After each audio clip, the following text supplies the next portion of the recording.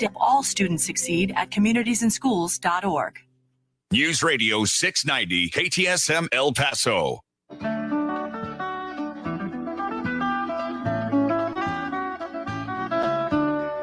News Radio 690 KTSM presents the El Paso History Radio Show with your host, Andrew J. Polk, streaming live at ktsmradio.com.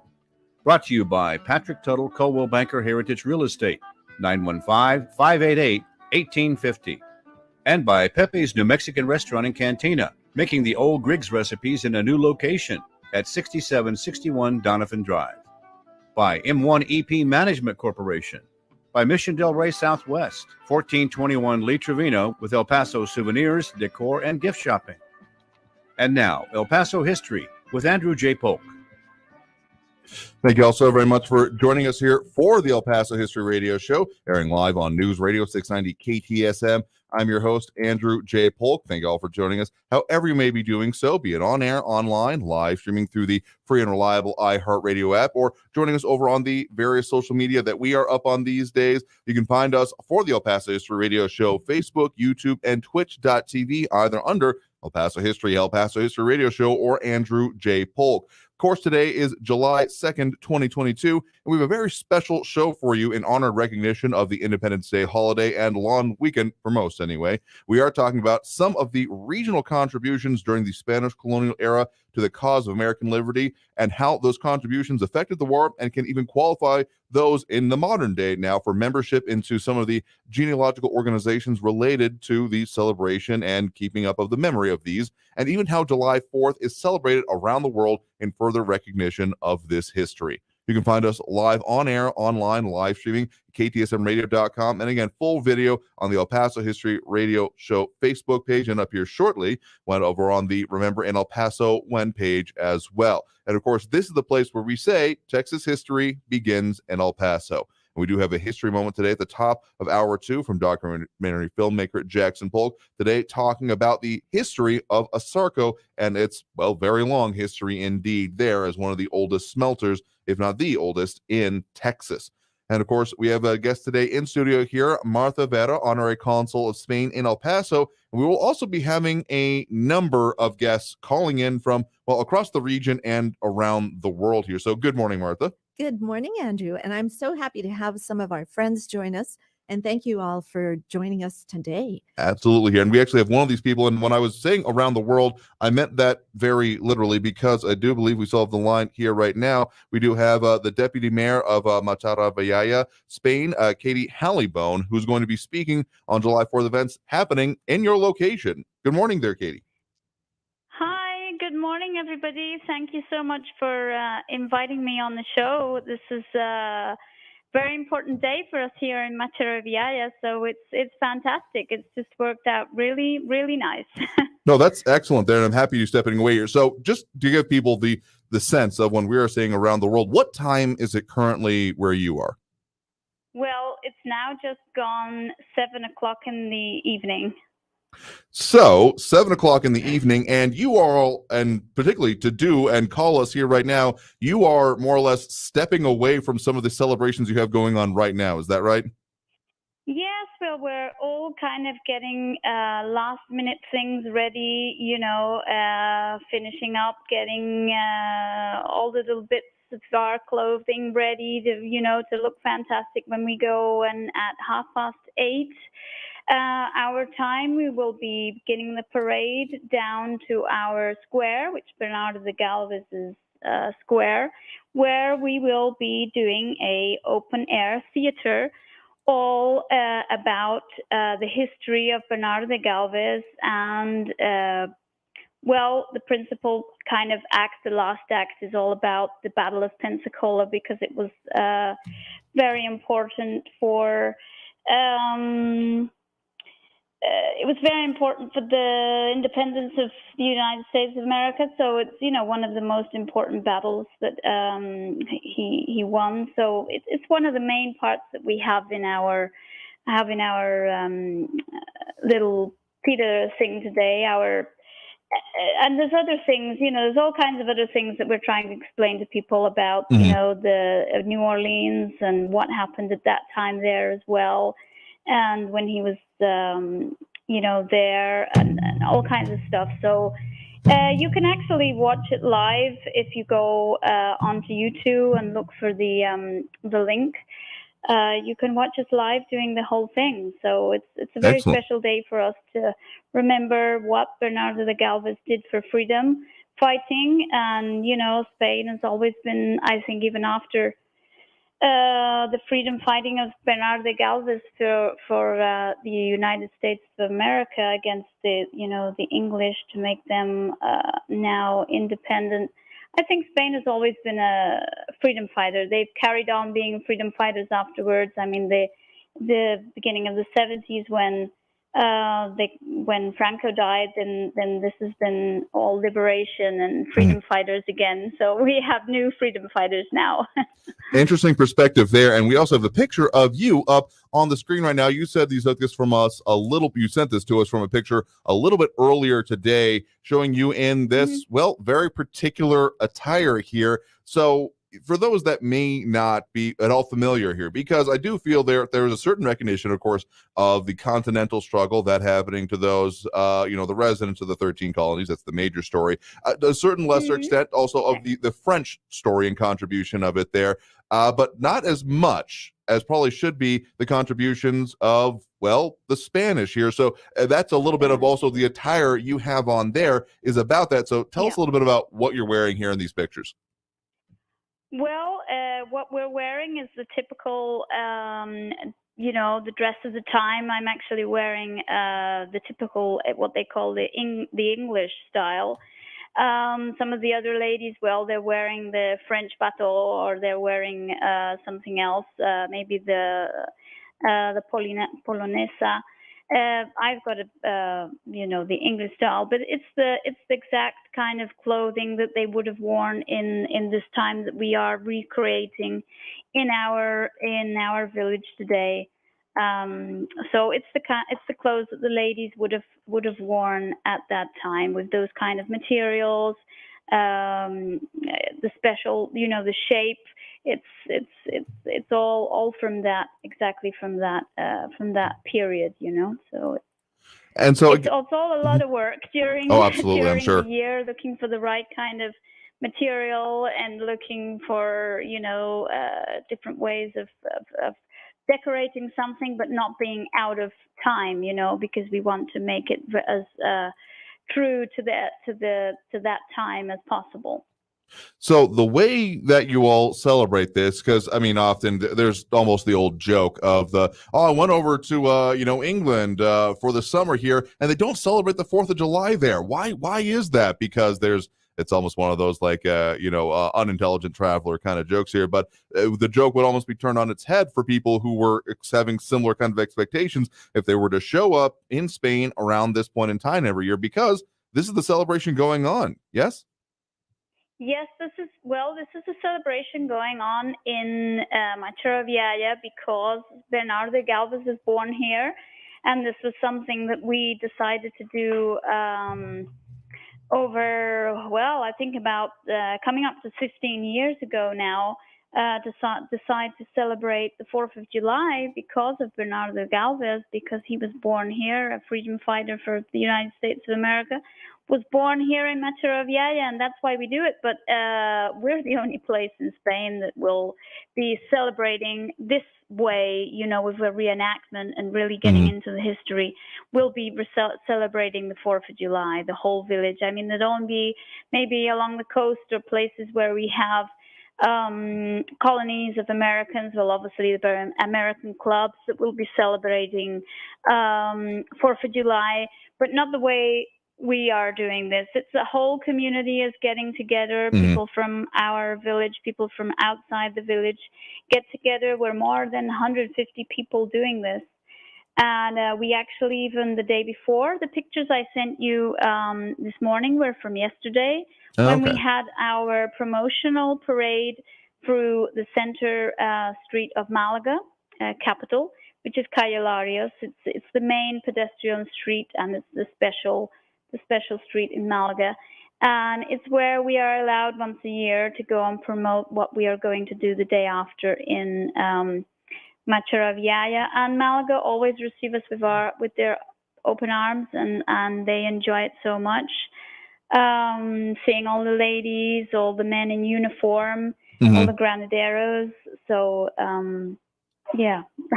No, it sounds like quite the celebration, and we again greatly appreciate you coming out for us here. So back in studio here, Martha, put a little bit in perspective for us what this means. That people, I mean, we've talked about a lot of celebrations that are going on that, again, even when I first found out, I was mildly like, wait, what? This happens? Kind of thing. So put in perspective for us here. We've mentioned a couple of very important names and important events here, and even popped up some of the pictures of them here. But how do you, for someone who may think like, wait, I still don't get it, why does Spain in any way, shape, or form have a celebration on the 4th of July? How do you even go about explaining it to them? Spain was such a contributor to the winning of the American Revolution. Without Spain, nothing would have happened. So if you remember that before any of the revolt had happened, the French and Indian War happened in 1754 to 1763. So what happened? It was the French and the Indians fighting against Britain for the land of the upper Ohio River Valley. And so guess who wins? Great Britain wins. And so now we have Spain looking very carefully at Great Britain because they have an eye on everything else. So during that war, Spain joined in 1761 and lost Florida and lost some of their land in the Bahamas.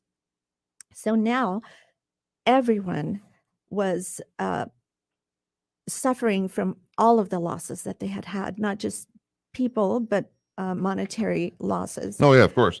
And so the Great Britain decides that they're going to tax the 13 colonies to make up the money for that war. And it's very unfairly and unjustly taxed. So the Sons of Liberty decide that they're going to dress up as Iroquois Indians and throw 342 cases of tea overboard at the Boston Tea Party. So this happens in 1773. Yes. Right. And it's very interesting because, among other things, the French and Indian War is often how it's referred to from the U.S. perspective. Otherwise, around the world, it was just kind of essentially one of the many wars happening between Great Britain and France. Our aspect was, well, again, very significant to the people living here, just a small part of a larger conflict that happened. It's tempting oftentimes from the modern perspective to think of all wars were regional, small things that happened before we hit the modern era. But I mean, in this time when there was, colonies and stretching out of these empires across the globe, these conflicts could happen just about anywhere that there were these territorial ambitions being had. The United States, or what is now the United States, certainly a part of it. But again, you mentioned there like Bahamas, other holdings. I mean, I think there was some combat happening in some other islands as well. And of course, some continental as well. So again, it was quite an extensive type of thing going on. And yeah, the taxes that came out of it were quite significant. And so again, the French contribution oftentimes, at least making some mention here in at least popular media and of course most historical analysis. I remember reading about it in like my high school textbooks kind of thing, even though it wasn't the most focused on aspect, but I'm just entirely missing the idea of the Spanish contribution. So to even further bring it home, one of the reasons, besides of course the holiday we're talking about it here,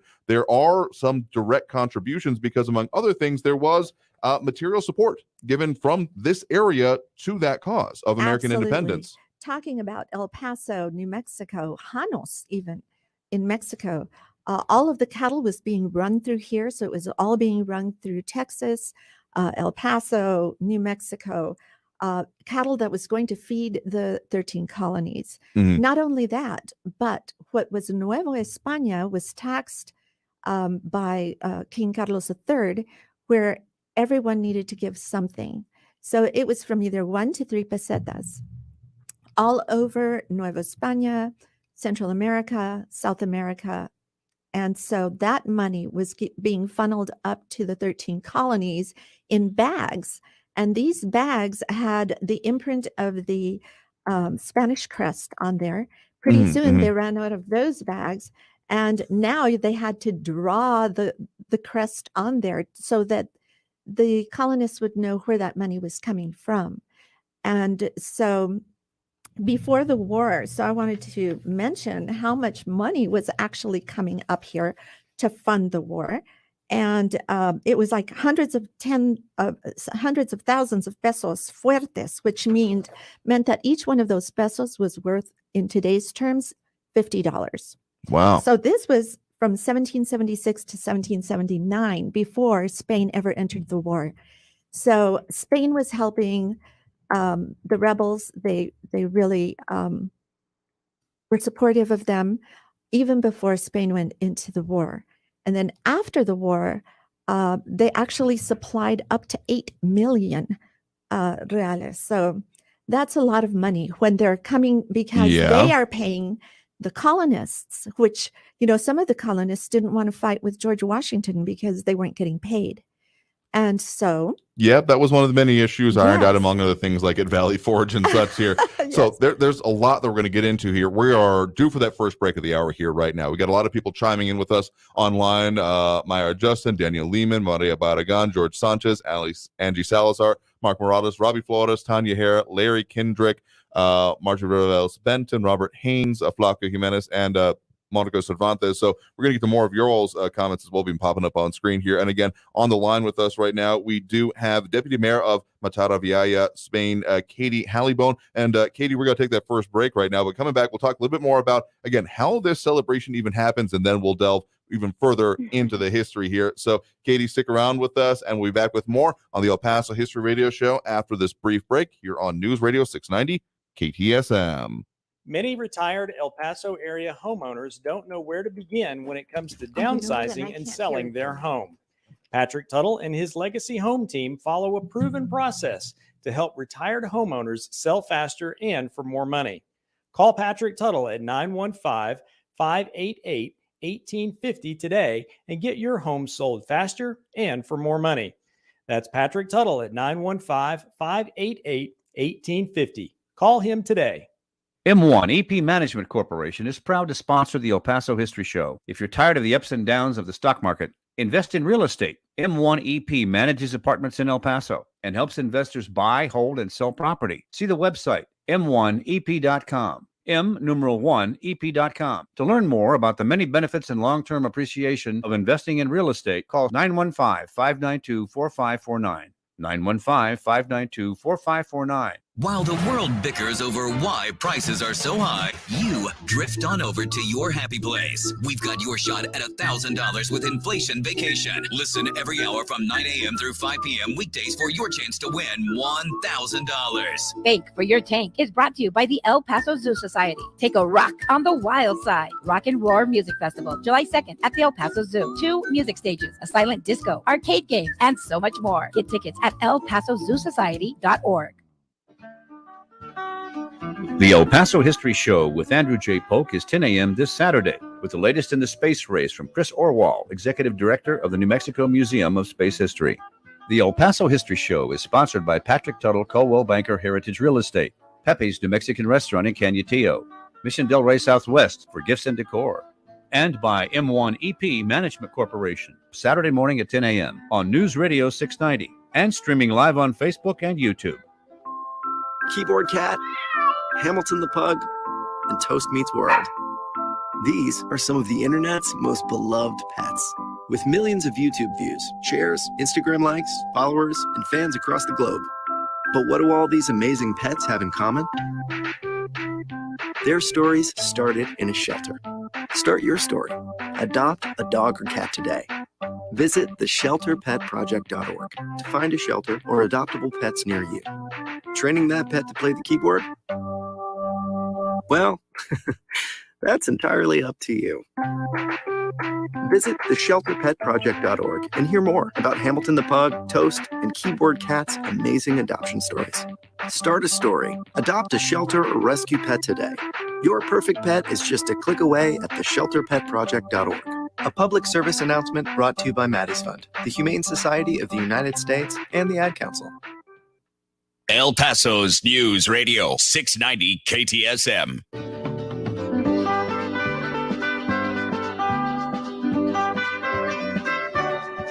And now, let's turn back the pages of time and return to the El Paso History Radio Show. Brought to you by Patrick Tuttle, Coldwell Banker Heritage Real Estate, 915-588-1850. Pepe's New Mexican Restaurant, 6761 Donovan Drive. By M1 EP Management Corporation, 915-592-4549. By Mission Del Rey Southwest, 1421 Lee Trevino, with El Paso souvenirs, decor, and gift shopping. Here again, El Paso History with Andrew J. Polk. Thank you all so very much for joining us here for the El Paso History Radio Show, airing live on News Radio 690 KTSM. We are at the El Paso History Radio Show on Facebook. Go there for our weekly promo announcements on our topics of the program each week. Go to our YouTube channel, youtube.com/El Paso History TV, where you can find the entire run of the El Paso Gold DVDs from Capstone Productions, covering more than the last 20 years of history production here in town for free anytime you want them, plus the 20 recent segments on our ABC7 TV series from El Paso History TV. Kind of one of those, if you didn't know, here are some significant sites in our area and a lot more like that. And also a reminder of some of our advertisers. Pepe's Restaurant in Canutillo, open for in-house dining at 6761 Donovan Drive. That's 6761 Donovan Drive. You can call Pepe's at 915-877-2152. That's 915-877-2152. Home of the one and only margarita. We'll be heading there today here. They are open today, but they will be closed July 4th through the 11th. So taking the Independence Week, I guess you could say, off, but we'll definitely be heading out there today ourselves here, as we are again joined here in studio by Martha Vera, Honorary Consul of Spain in El Paso. Thank you very much for sticking around with us. Thank you.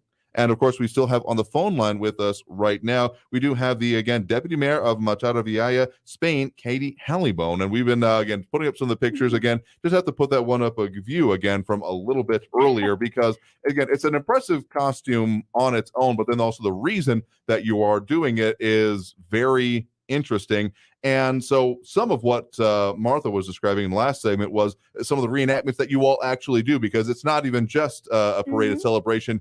And that doesn't even really happen around here, for that matter, is actual reenactments of what happened in some of the major events. This is what Martha just mentioned the tea loot that they did in New Orleans. I mean, that's one of the things we reenact and tell people about, and so it's really educational. It makes.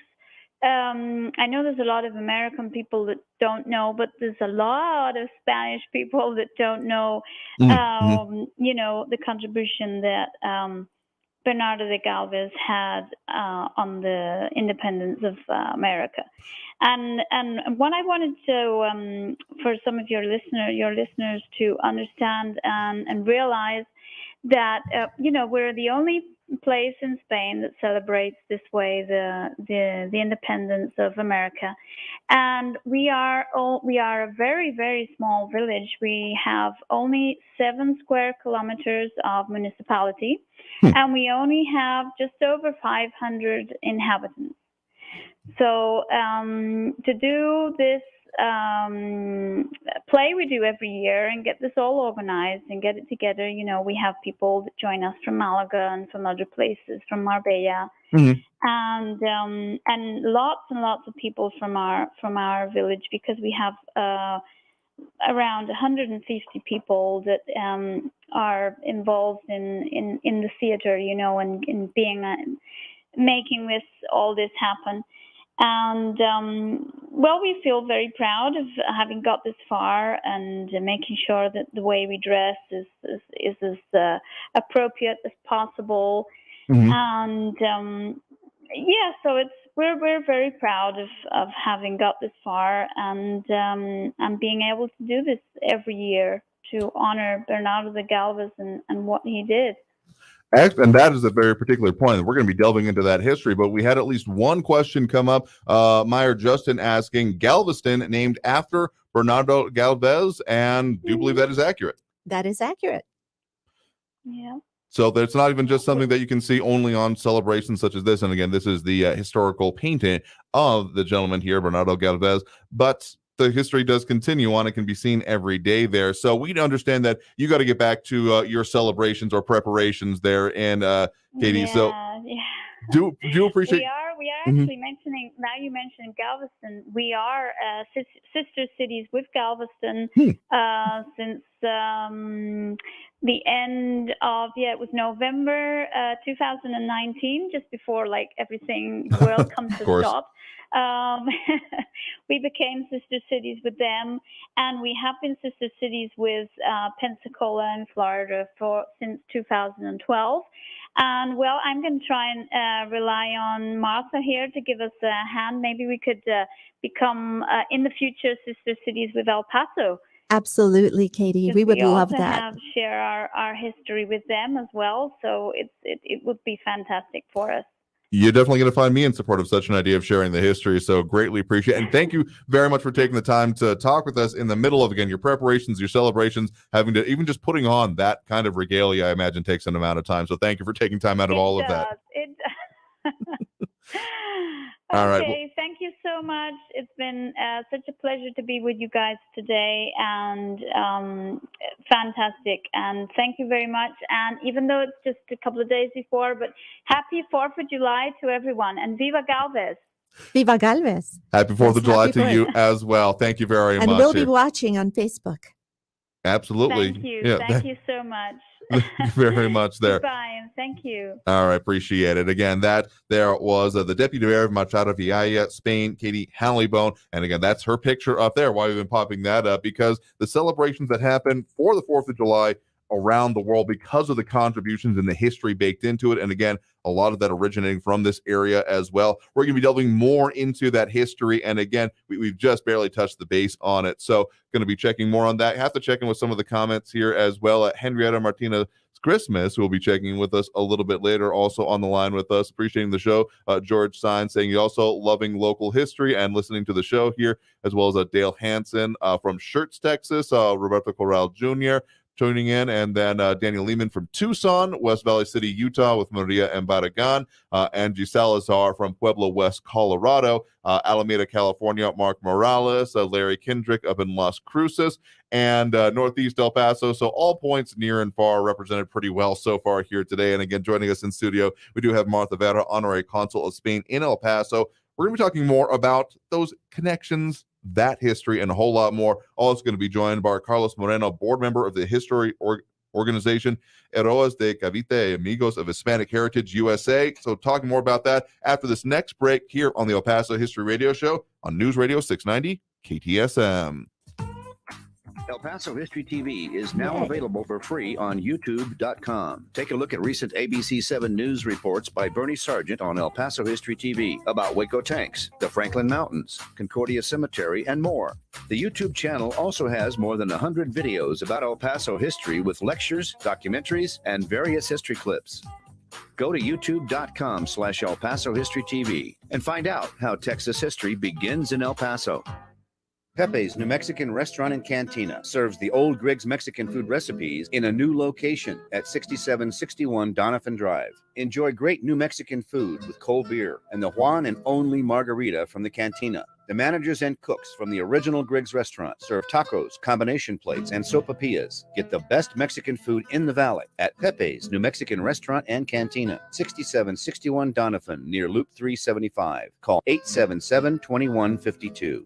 Susan, I'm sorry I'm late. Traffic is terrible. It sure is. But on top of that, gas prices have been skyrocketing. I can't believe how expensive gas has gotten recently. Prices at the pump are up, but I never pay full price for gas anymore. I just use the free Upside app that pays you cash back for every gallon of gas you buy. Wait a minute. Are you saying you actually get paid cash when you buy gas with the Upside app? Yes, I get real cash back every time I buy gas. And does that actually add up to anything? I've made around $200. Wow, that's serious extra cash. I'm downloading the free Upside app now. Download the free Upside app now to earn real cash back every time you buy gas. Use promo code GOLD for a $5 bonus on your first tank. That's promo code GOLD. You can cash out anytime right to your bank account, to PayPal, or an e-gift card for Amazon and other brands. Just download the free Upside app and use promo code GOLD for a $5 bonus on your first tank. That's code GOLD for a $5 bonus. Attention weekend gardeners, don't let insect pests destroy your hard work. Fight back with Maggie's Farm. Created by pest control professionals, Maggie's Farm plant and mineral-based products provide amazingly effective insect control, like our 3-in-1 garden spray for organic gardening. Deadly on garden insects, but safe to use around children and pets. Maggie's Farm. Lethal to bugs, easy on the planet. Now, for a limited time, get a free box of our patented no-spill ant kill bait stations with purchase at greenbugkiller.com. That's greenbugkiller.com. Do you find yourself stuck in a timeshare? Get the real facts about the timeshare industry and your options for cancellation. Chuck McDowell, founder of Wesley Financial Group, beat the largest timeshare company in federal court and has put together a free information guide that reveals the secrets the timeshare industry doesn't want you to know, including the 5 ways to get rid of your timeshare. Call now and get this timeshare cancellation guide absolutely free. Call 800-408-4040. That's 800-408-4040. The uh-ohs are out there. Scratches, dents, unexpected natural events. But with Mako and their magic, your car is no longer tragic. So when life throws you uh-ohs, just say, better get Mako! And go to Mako.com to book your appointment today. Uh-oh, Brad's buzzed. Oh, yeah? Yeah, he's starting with the whoops. Good thing is, he knows when he's buzzed. Know your buzzed warning signs? Call for a ride when it's time to go home. Buzz driving is drunk driving. A message from NHTSA and the Ad Council. Attention weekend gardeners, don't let insect pests destroy your hard work. Fight back with Maggie's Farm. Created by pest control professionals, Maggie's Farm plant and mineral-based products provide amazingly effective insect control, like our 3-in-1 garden spray for organic gardening. Deadly on insects, but safe to use around children and pets. Or for really hard-to-kill bugs, try our new beetle and box elder bug killer. Maggie's Farm. Lethal to bugs, easy on the planet. Look for Maggie's Farm at Walmart, Menards, or at maggiesfarmproducts.com. Are you ready for summer? Wherever summer takes you, make sure you take your favorite radio station with you on your adventures with the free iHeartRadio app. That's right, no matter how far from home you travel, this station, the music you love, and the best podcasts in the world will be right there with you in your pocket. Summer soundtrack. Sunscreen, flip-flops, and the free iHeart app. Must-haves for any summer checklist. Download the free iHeartRadio app and discover music, radio, and podcasts you'll love this summer. iHeartRadio. News Radio 690 KTSM.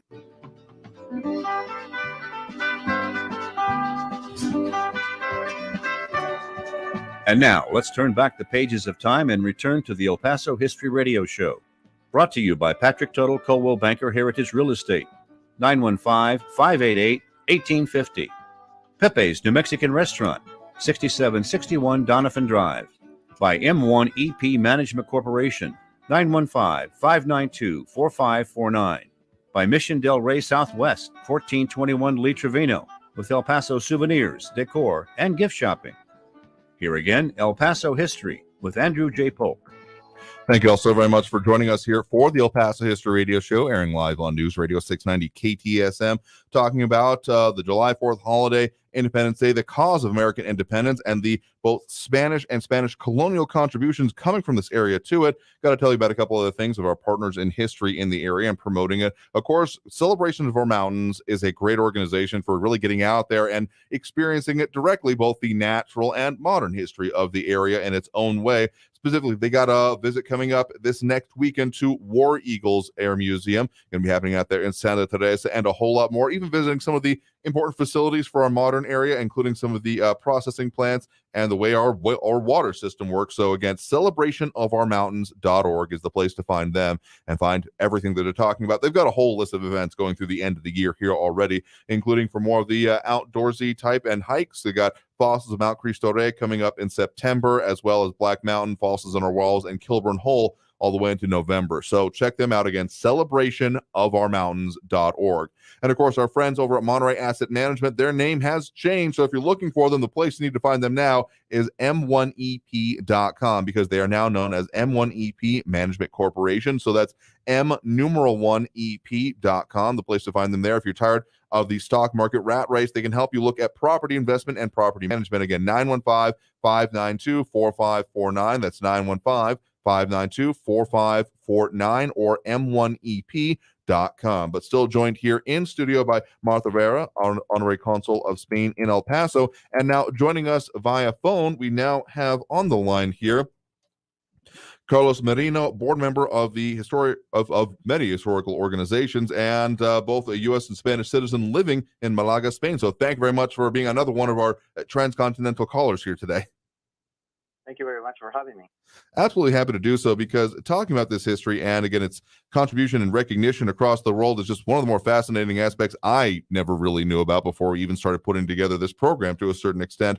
But the history that led to this, because there may be varying degrees of accuracy depending on how many times people have seen movies like The Patriot, but there were a lot of different contributions going on to the cause of American independence. It was revolutionary in many senses of the word. So just give us a little bit of a sense, if you can, of why Spain was even involved in this conflict. Because sure, people may think like, okay, Spain, France, Britain, never exactly close friends, sometimes allies of necessities, but often directly in competition and often in conflict, literal, with each other. But one of the things that I think people miss a lot is that sure, the focus is on the East Coast during the American Revolution time period, but that if you zoom out a little bit, and we kind of got a map here that is focused mostly on the 13 colonies, but if you, look at the rest of that map there, essentially everything outside of the immediate conflict areas, what was controlled by France and England in contention here, was the rest of the continent was essentially Spain. Yes, very much so. Yeah, and Spain is the one that is being overlooked. Typically tends to be overlooked, and I think that's the key. So it's very important to look at the map at the time in order to understand the geopolitical game that was at stake at the time. The Spanish Louisiana, for example, was at that time, at the time of the Independence War, happened to be ruled by Spain. So it was for a short period of time, but it was ruled by Spain at that time. So we're talking about a situation where New Spain, from that went from so New California was Spain, all the way down to Argentina, all the way down to South America. All mid-America, Central America, it was Spanish completely. We're talking about, what it is now, Mexico, Guatemala, Peru, of course, Argentina, Chile, of course, and all the Spanish-speaking territories. And that was rule under one command. So it was a formidable force that couldn't be ignored. Actually, if we read at the letters of George Washington himself, he is very concerned with the outcome of the war before Spanish gets into play. So he's very concerned, and he expresses very specific about he doesn't believe that, especially at sea, that the French, they're going to be enough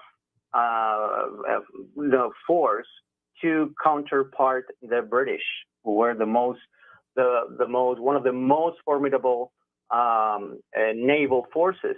But Spain was probably the best, alongside with the British. We're going to say, but probably one of the most powerful one of the times.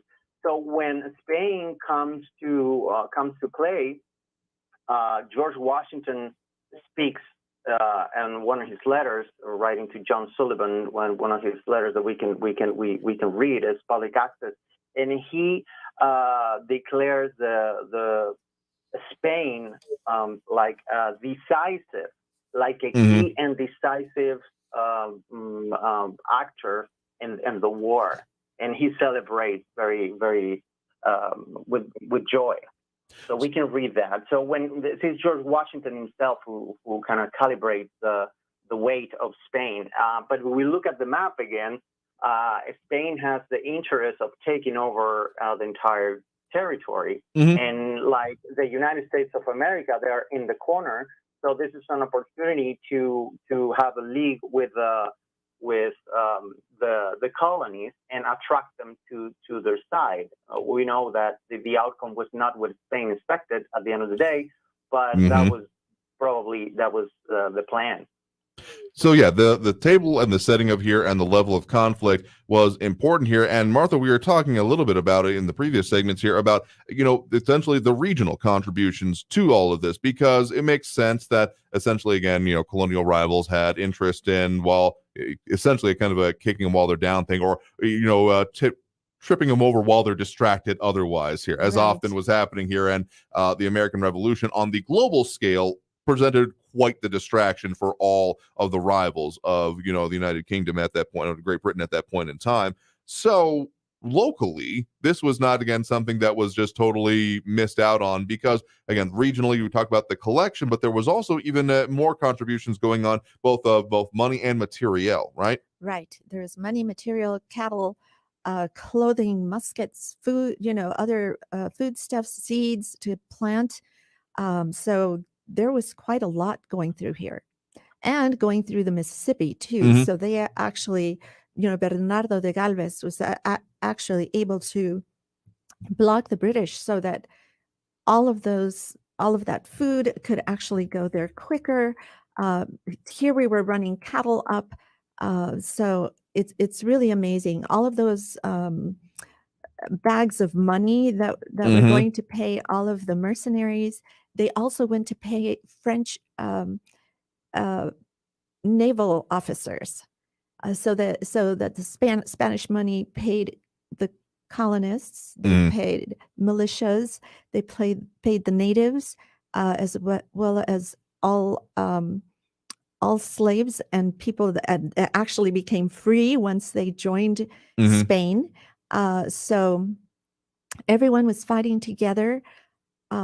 England was very worried about Spain's relationship with the natives because they had a very, very strong bond. Mhm. And so England was trying to break that bond, because only in doing so, in dividing everyone, would England be able to take over the property, because they already had land grants.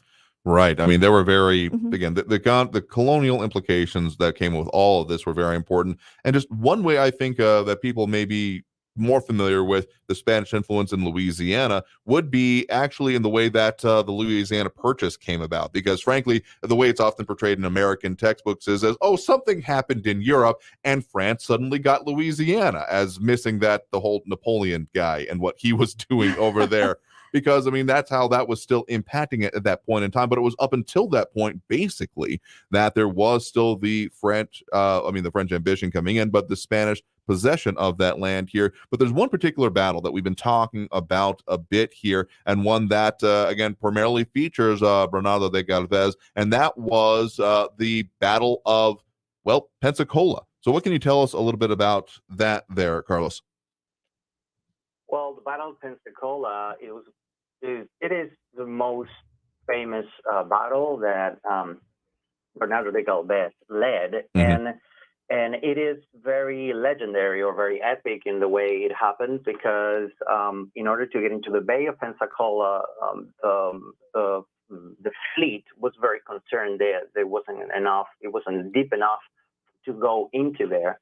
So what happened is that Bernardo de Galvez led literally. So he ordered to have his ship to go into the bay to show everybody, because everybody was too concerned that it was possible, it was deep enough to go. And so he earned the badge Yo Solo, which is his famous motto, which means like I alone, because he was very brave. So this is kind of the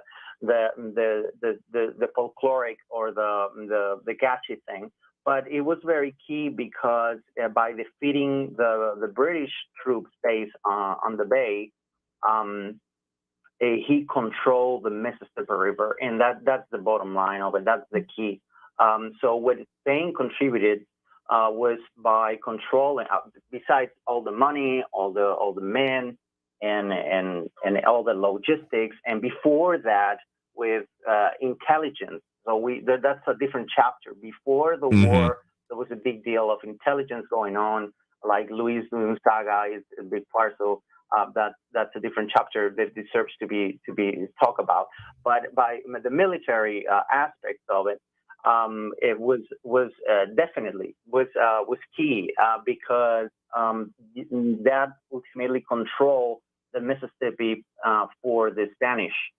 So what happened is that means that that was the backside of the area of the land controlled by the British, and so that was key strategically. Plus, logistic wise, they could send a lot of supplies by using the river.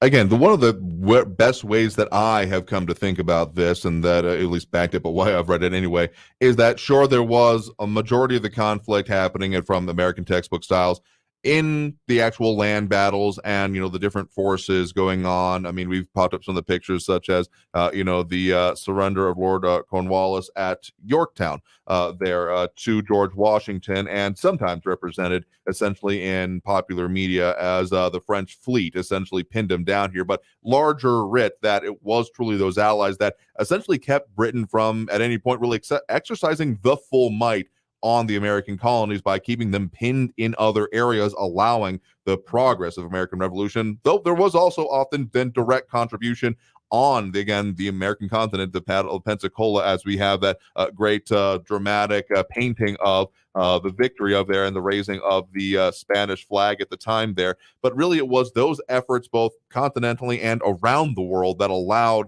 essentially the colonists the room to do the maneuvering they have, because particularly some of the early stories about Yorktown or actually of Valley Forge was not looking good. And there's a phrase that often I think about in these terms is that God protects children, drunks, and the United States of America, because there was an incredible amount of luck that had to happen to allow a lot of these things, and a whole lot of people and or allies doing some very important things to allow it to happen. Absolutely, and that's key. What you just said, like a lot of the, all these ships, the main force was coming from Havana. That was so everything was all the ships were led to south and east coast to keep in British busy. So Yorktown, while Yorktown happened, and so the Spaniards were, or the Hispanics or the Spanish, they were contributing with money so that to the French. So a lot of the money was given to the French and the rebels, as it has been said, but also to the French in order to be successful and to win Yorktown. Absolutely. So there's a lot more that we need to talk about here, but we got to take that next break right now. Again, joining us there on the phone, that's Carlos Merino, a board member of the history organization Heroes de Cavite, and a whole lot more. So stay tuned for more on that. And again, still joining us here in studio, Martha Vera, Honorary Consul of Spain in El Paso. We'll delve more into this and more of those contributions and other aspects after this break, with more on the El Paso History Radio Show here on News Radio 690 KTSM. Many retired El Paso area homeowners don't know where to begin when it comes to downsizing and selling their home. Patrick Tuttle and his Legacy Home team follow a proven process to help retired homeowners sell faster and for more money. Call Patrick Tuttle at 915-588-1850 today and get your home sold faster and for more money. That's Patrick Tuttle at 915-588-1850. Call him today. The king of the jungle is surveying his domain. A crowd of hyenas has gathered nearby. He's putting on a guitar. Take a rock on the wild side at Rock and Roar Music Festival. Rock and Roar Music Festival is July 2nd at the El Paso Zoo with 35 acres and 2 stages of music. This all-ages event includes a silent disco, arcade games, food and beer, and much more. For tickets, visit elpasozoosociety.org. Rock and Roar Music Festival, having a roaring good time. iHeartRadio Earth is here with little tips for a healthier planet. This spring, you can share your own observations about nature with scientists and play a critical role in scientific discovery by adding to their data collection. Discover more about citizen science programs such as monitoring weather, observing plants and animals, and more. Brought to you by iHeartRadio Earth and the National Environmental Education Foundation. To find more tips for smarter, sustainable living, or to take action in your own community, go to iHeartRadio.com/earth. M1EP.com, superior multifamily property management services services citywide. The 4th of July deals are heating up at Lowe's. Protect your garden soil all season long with Scott's Naturescapes mulch, 3 for $10. Lowe's, home to any possibility. Valid 6/23 through 7/6 while supplies last. Selection varies by location, excludes Alaska and Hawaii. Because everyone deserves excellent medical care, El Paso has its own free community medical clinic.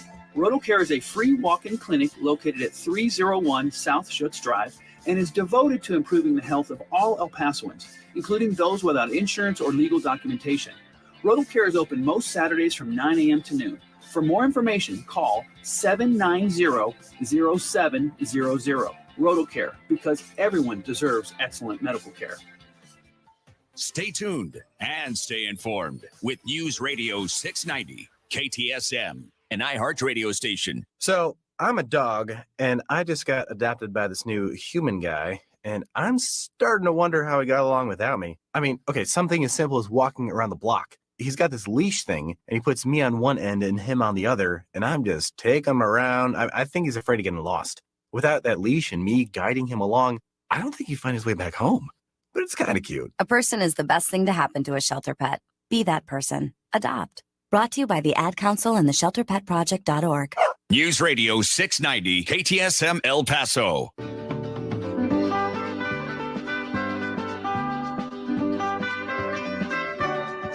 And now, let's turn back the pages of time and return to the El Paso History Radio Show. Brought to you by Patrick Tuttle, Coldwell Banker Heritage Real Estate. 915-588-1850. Pepe's New Mexican Restaurant, 6761 Donovan Drive. By M1 EP Management Corporation, 915-592-4549. By Mission Del Rey Southwest, 1421 Lee Trevino, with El Paso souvenirs, decor, and gift shopping. Here again, El Paso History with Andrew J. Polk. Some other things we want to mention to you all, of course, talkandrockradio.com with Rick Kern, music podcast there is some very interesting aspects of history and musical history of our area that they focus on to. Again, find their latest edition, talkandrockradio.com, all spelled out. And I got to tell you, of course, about Patrick Tuttle, Coldwell Banker Heritage Real Estate, because they have done some great work for our family. We actually just closed on a house with him and the assistance of them, and we'll tell you more about that in future shows here, because it was actually all the nightmares you may have heard about the home buying process right now, literally smoothed it all out for us. So we'll talk more about that, but you can give them a call to find out about what they've got for yourself at 915-588-1850, 915-588-1850. An excellent realtor for about Paso homes for sale or rent and property management. So find them all again on that 915-588-1850. But again, joined here in studio by Martha Vera, Honorary Consul of Spain in El Paso, and still on the line here, we do have Carlos Marino. But tell you what, Carlos, we're going to have to take that next break already. We're running out of time for this segment. So coming out of this next segment at the top of the hour break, we're going to talk more about the global nature of the conflict, particularly about Gibraltar, and then some of the regional contributions and how that happened to this. So stay tuned for more on the El Paso History Radio Show here on News Radio 690 KTSM, and a whole lot more. And just as a reminder, we will be going out to Pepe's a little bit later today, but they will be closed the next week, but we'll be out there today. So stay tuned for more on the El Paso History Radio Show after this break here on News Radio 690 KTSM.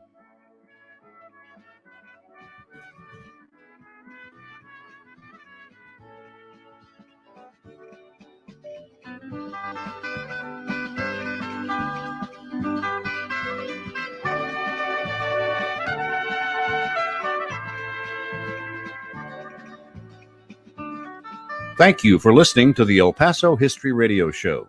There's another hour to go, so please stay tuned.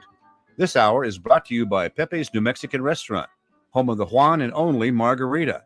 By Patrick Tuttle, Coldwell Banker Heritage Real Estate, 915-588-1850. By M1 EP Management Corporation, 915-592-4549. By Mission Del Rey Southwest, 1421 Lee Trevino, with El Paso souvenirs, decor, and gift shopping. We'll be right back after the news, right here on News Radio 690 KTSM El Paso. Traffic's bad enough without Mother Nature adding to your headache. Traffic and weather all day. Stay informed with El Paso's News Radio 690 KTSM. Hey, El Paso, Ivan Ochoa, General Manager of Sunland Park Chrysler Dodge Jeep Ram Fiat. We make car buying fast, fun, and easy. And due to high demand, we need trades. So we'll do whatever it takes to get you out of your old vehicle into a new car, truck, or SUV today. Even if you owe thousands more than your trade is worth, we want it, so you can get huge savings on every new and certified pre-owned vehicle in our huge inventory. For a limited time, get $4,000 off MSRP on the all-new 2022 full-size Wagoneer SUV with third-row seating and up to $7,000 off select new Ram trucks. Super low 2.9% APR for 72 months on the all-new 2022 Dodge Charger. All military personnel and all first responders receive an additional discount. Thank you for your service. Trade and upgrade for less during the Make the Switch event at Sunland Park Chrysler, Dodge, Jeep, Ram, Fiat. Where buying a car is fun. At I-10 at Sunland Park Drive or online at sunlandparkdodge.com. Estamos en tu esquina El Paso strong. Includes factory rebate and dealer discount plus TTNL. 2.9% APR is $15.15 per thousand finance on select vehicles. 0 down with approved credit. Offers not combined. Stay informed at ktsmradio.com. NBC News Radio, I'm Julie Ryan. Americans flying or driving this 4th of July weekend have plenty of company. AAA expects nearly 48 million people will travel 50 miles or more over the holiday. That's up nearly 4% from last year. The Auto Club says over 3.5 million of those travelers will be flying to their destination. Flight delays and cancellations are piling up for holiday travelers. Tom Costello gives tips for air travelers. Watch your flight schedules. Make sure you aren't being rebooked. Watch your app on your phone to see what the airlines have planned for you. The number of delays within, into, or out of the U.S. stands at just over 1,400 today alone. Over 400 flights have been canceled on Saturday. The airport facing the most issues is Hartsfield-Jackson Atlanta International Airport. Minnesota police say they've recovered a second child's body at Vadnais Lake in what they believe may be a triple murder-suicide. Officials say the boy's mother and one of her other children are still missing. Another child's body was recovered earlier on Friday. The woman's car and the children's shoes have been spotted near the lake. Ramsey County Sheriff Bob Fletcher said they don't know yet where the mother is, but they're treating this as a potential triple homicide. All of the children appear to be under 5 years old. The nation's largest 4th of July fireworks celebration is getting ready to light up the New York skyline. The 46th annual Macy's 4th of July fireworks display will use 5 barges in the East River to launch more than 48,000 shells and effects. The spectacle will feature new effects like blinking smiley faces, scattering stars, and whistling jellyfish. The musical score will showcase patriotic songs by the U.S. Army Field Band and Soldier Chorus. The Mega Millions jackpot is getting bigger. California lottery officials say no one picked all 6 numbers in last night's drawing. That means Tuesday's jackpot will be worth $370 million. You're listening to the latest on NBC News Radio. Monsoon season continues with showers and storms in the forecast each and every afternoon. We'll talk about below average temperatures for the upcoming weekend, followed by an uptick in showers and storms for the 4th. From the KFOX 14 Severe Weather Center, I'm meteorologist Kira Miner. Make this the year you go to our iHeartRadio Music Festival. Tickets are on sale now at AXS.com. iHeartRadio, let's go! A weekend full of superstar performances, never seen before collaboration, and once-in-a-lifetime moments you'll have to see to believe. Friday, September 23rd and Saturday the 24th at T-Mobile Arena in Las Vegas. Our 2022 iHeartRadio Music Festival. Buy your tickets now at AXS.com. The El Paso History Show with Andrew J. Polk is 10 a.m. this Saturday with the latest in the space race from Chris Orwell, Executive Director of the New Mexico Museum of Space History. The El Paso History Show is sponsored by Patrick Tuttle Coldwell Banker Heritage Real Estate, Pepe's New Mexican Restaurant in Cañutillo, Mission Del Rey Southwest for gifts and decor, and by M1 EP Management Corporation, Saturday morning at 10 a.m. on News Radio 690. And streaming live on Facebook and YouTube. Are you suffering through the summer with high energy bills and a home that never cools down? The Get It Right Solar Show can show you how to save money with a Lumio solar system. The best panels at the best price, and you will receive a free generator when you install a new solar system with Lumio Solar. Call right now, 866-326-1935. That's 866-326-1935. And join us this Saturday at 9 a.m. to learn more on the Get It Right Solar Show. Selling your home doesn't have to be filled with drama or having to pay hidden fees. Hey, your friend Sean Hannity here to tell you, as an active investor, I firmly believe in working with the smartest local agents who sell homes in high volume. Prepare your home to create the most demand when it does go on the market to sell for the highest price. And don't fill your life with drama while you wait for your home to sell. When I want to know what's happening, there's only one agent I call. I'm talking about Brian Birds, brokered by eXp Realty. Now, Brian services the entire El Paso area and attracts new homes, which gets you early access to great homes before they hit the market. Now, he has so many buyers, he allows you to establish a deadline and a price acceptable to you. So if that deadline passes and your home is not sold, he will buy your home. Don't believe the myth that all agents market the same way. Talk to the agent that I trust for the best advice in El Paso. Call Brian Birds right now at 751-1500 or online at brianbirds.com. That's brianbirds, BURDS.com. M1EP.com. Superior multifamily property management services citywide. El Paso's News Radio 690 KTSM.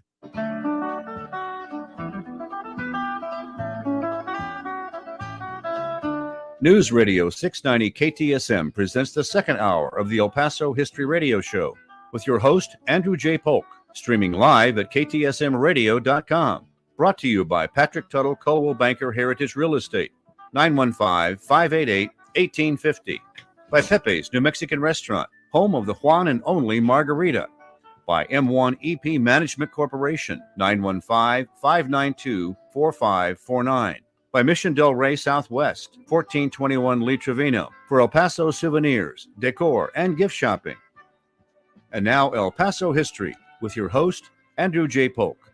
Thank you all so very much for joining us here for the El Paso History Radio Show, airing live on News Radio 690 KTSM. Start of hour 2 of the program here, as we usually do. Going to be having a history moment from El Paso documentary history producer and filmmaker Jackson Polk. We have today the one about some of the early history of the Asarco smelter here in the region. The first smelter in Texas was built in El Paso in the 1880s on land that was then out of town. Eventually, the land became El Paso's west side, and the smelter became the American industrial giant named Asarco. The very first structure at the smelter, the Adobe Administration Building, was built in 1887. Today, it is the very last building standing from a smelter that once covered more than 100 acres. At its peak, the smelter employed 1,200 men who worked round-the-clock shifts. It was hot and difficult work. Back then, workers' homes were mixed in with ore piles and railroad switching yards. The Smeltertown Catholic Church was originally built on the edge of the property, but it was moved to make way for more smelting operations. You can still see parts of the church's foundation along Donovan Drive. For decades, the Asarco smelter was a backbone of the El Paso economy, and its workers were paid well. But it closed in 1999 when copper prices fell. The company went into bankruptcy, and the smelter never reopened.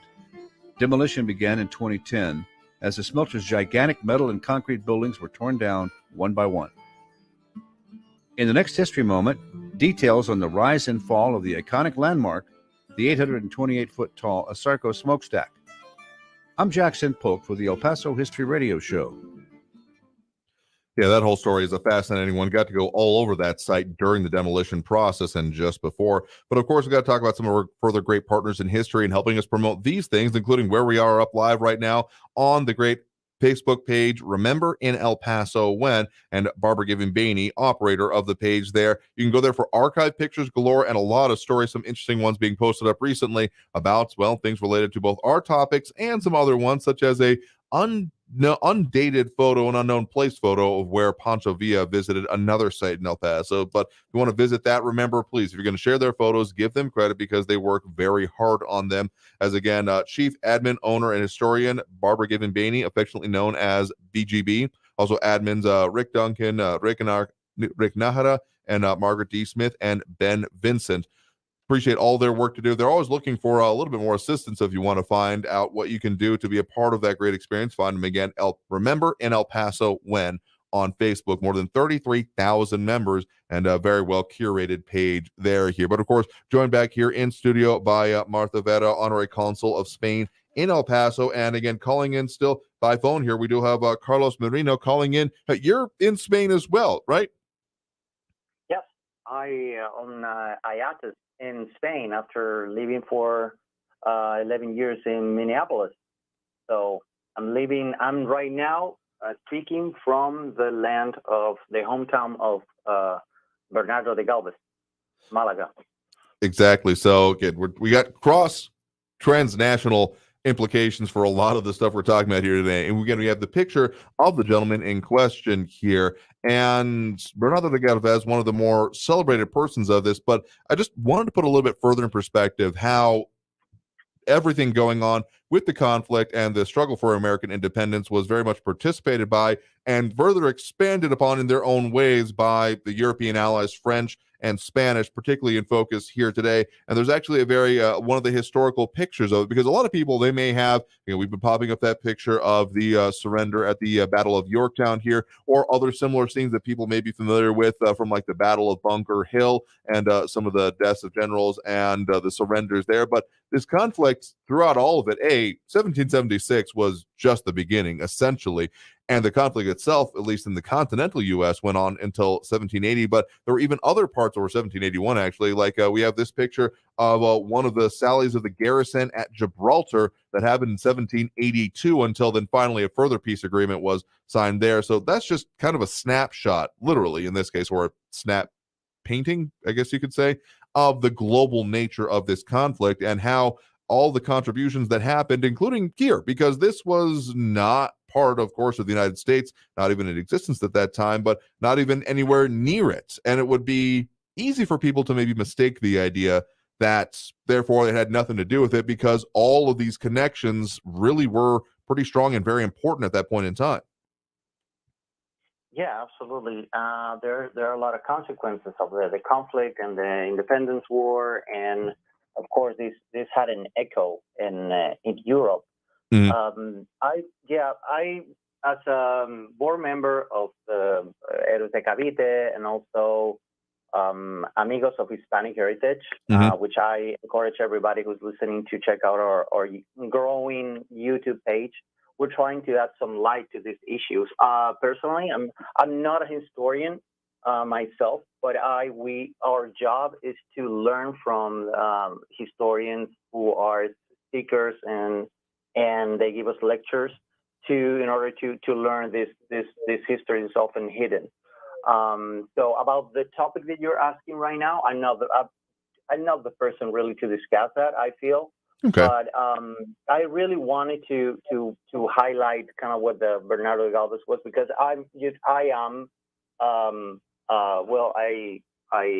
a citizen of the U.S., so of Spanish origin, and I feel that all Hispanics, we have a duty in a way. We are called out to know more about the implications of our roots in the history of our country, of the U.S.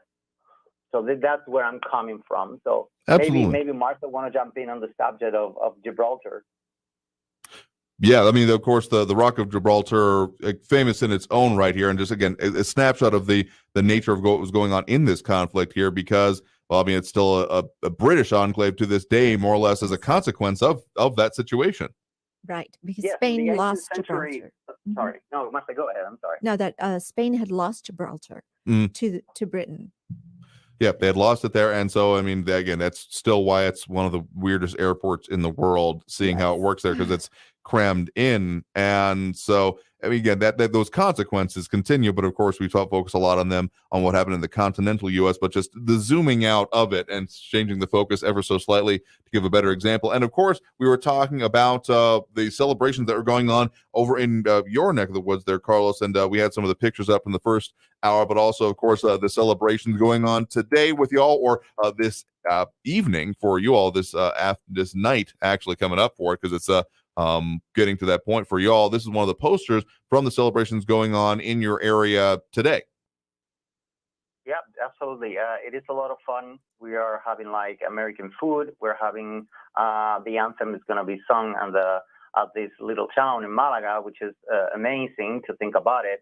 The recreation and the effort that all the neighbors and everybody who's living at this small town, they're putting there is wonderful, with all the costumes and the celebration.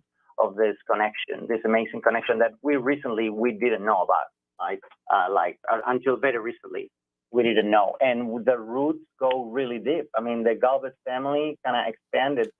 They come from this small town of our 400, currently 400 neighbors, 400 people, and the roots and the implication with the United States is just really hard to believe if it wasn't because it's so well documented.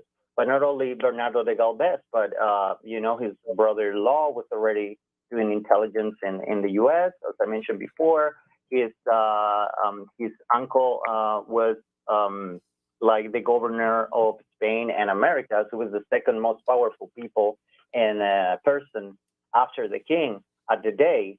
So he managed to put this family in historical and a strategic spot in order to contribute to the independence of the U.S.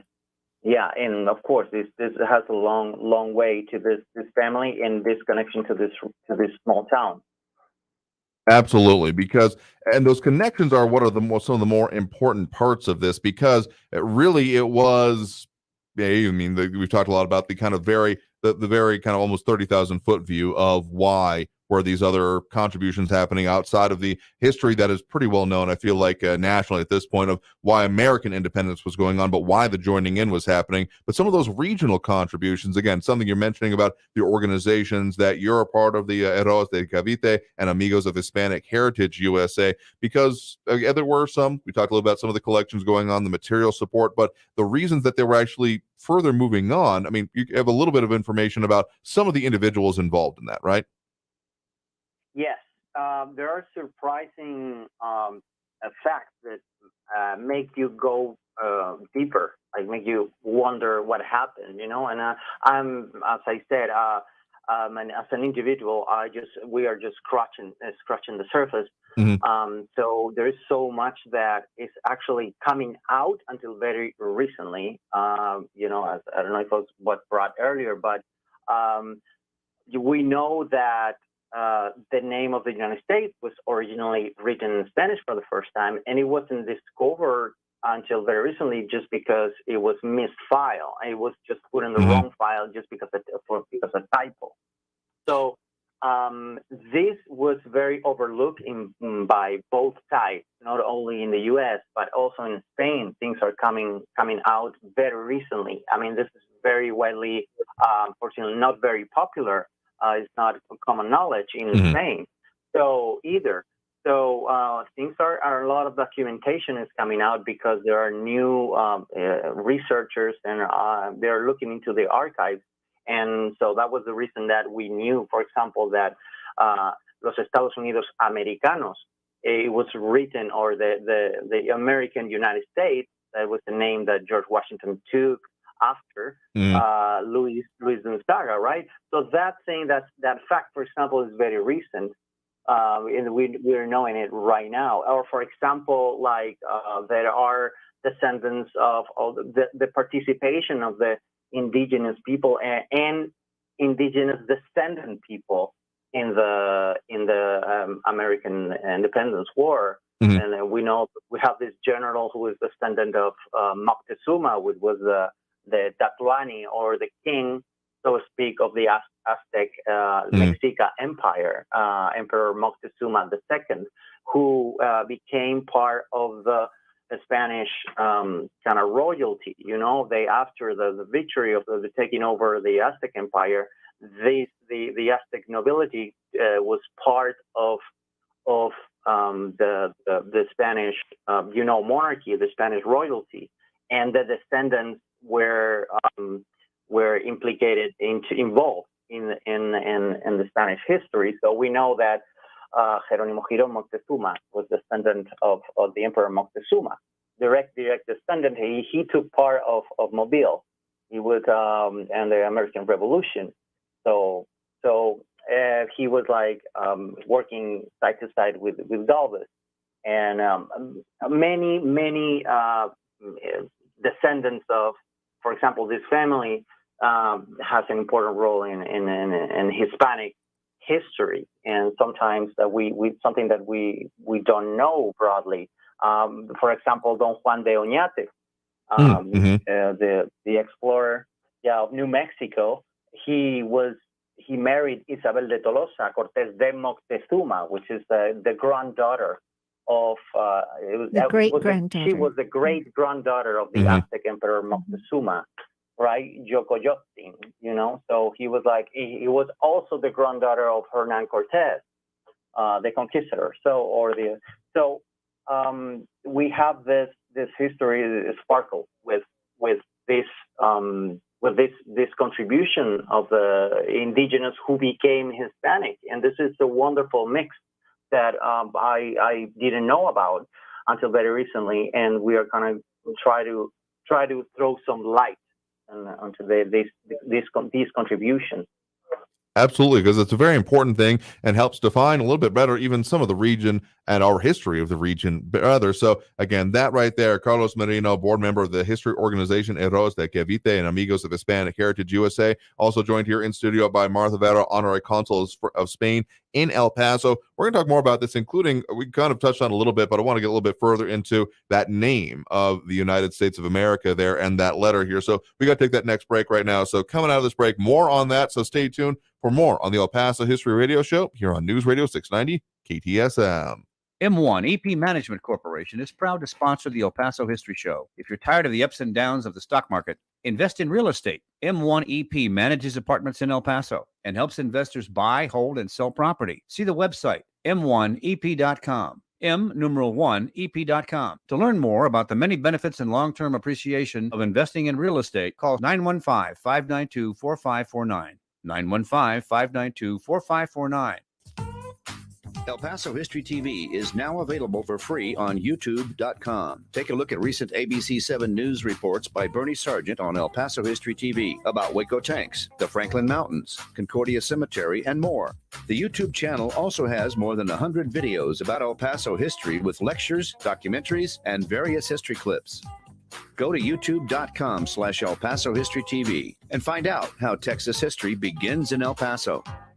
While the world bickers over why prices are so high, you drift on over to your happy place. We've got your shot at $1,000 with Inflation Vacation. Listen every hour from 9 a.m. through 5 p.m. weekdays for your chance to win $1,000. Bank for Your Tank is brought to you by the El Paso Zoo Society. Take a rock on the wild side. Rock and Roar Music Festival, July 2nd at the El Paso Zoo. 2 music stages, a silent disco, arcade games, and so much more. Get tickets at elpasozoosociety.org. Look at all the people here. It's great that they have festivals here at the zoo. Want to get something to eat? Yeah, okay. Get down to El Paso Zoo on July 2nd for the Rock and Roar Music Festival, a family event over 35 acres with different genres of music throughout the zoo, with a silent disco, animal encounters, games, a vendor market, and food and drinks. Get tickets now at elpasozoosociety.org. That's elpasozoosociety.org. Rock and Roar! Illegal dumping, it's garbage, and it's costing everybody in El Paso, especially when trash is dumped in stormwater dams, channels, and even canals. That blocks drainage, which can lead to flooding or worse. But it can be prevented. Together, we can solve this problem by disposing of waste at proper sites and reporting illegal dumpers in the act. Let's take pride in El Paso. Call 311 to report illegal dumping and visit don'ttrashep.com to learn more. Nancy Pelosi, Chuck Schumer, and Elizabeth Warren, they're all attacking America's tech innovators. The left's bill, S2992, would take away the digital tools small businesses rely on, empower China to beat America in the race for new technologies, and increase the risk of cyber attacks. When liberals attack America's tech innovators, they're really attacking everyday Americans and Main Street businesses. American jobs, America's security, and the online privacy of the American people are all on the line. Why would Senate conservatives support this liberal agenda that threatens American innovation? We need to stop Pelosi, Schumer, Warren, and the rest of the D.C. liberals from taking away our technology and making China stronger at America's expense. Call the U.S. Senate today at 202-224-3121. Tell Senate Republicans to oppose S2992. ProtectingTaxpayers.org, paid for and authorized by Taxpayers Protection Alliance. News Radio 690 KTSM.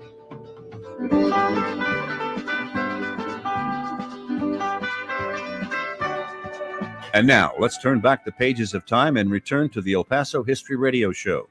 Brought to you by Patrick Tuttle, Coldwell Banker Heritage Real Estate, 915-588-1850. Pepe's New Mexican Restaurant, 6761 Donovan Drive.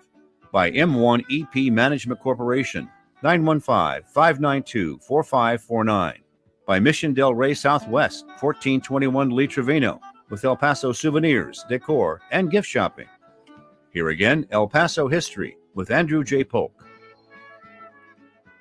Thank you all so very much for joining us here for the El Paso History Radio Show, airing live on News Radio 690 KTSM.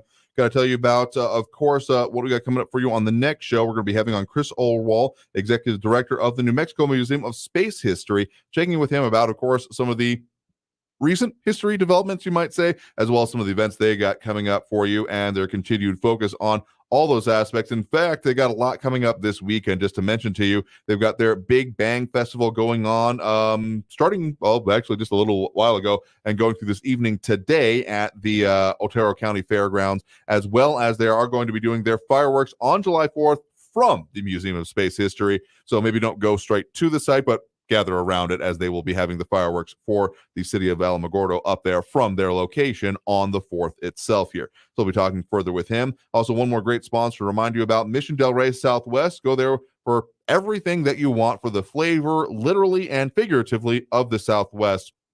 Every time I go in there and look around, I'm often surprised by what else is out there and available, including, well, they've got some great shirts. They've got some great food. Local products abound there. So if you're looking for something, everything, basic looking serapes and those kind of decorative items, so whole couches, wall art pieces, everything. And again, local products and food and such.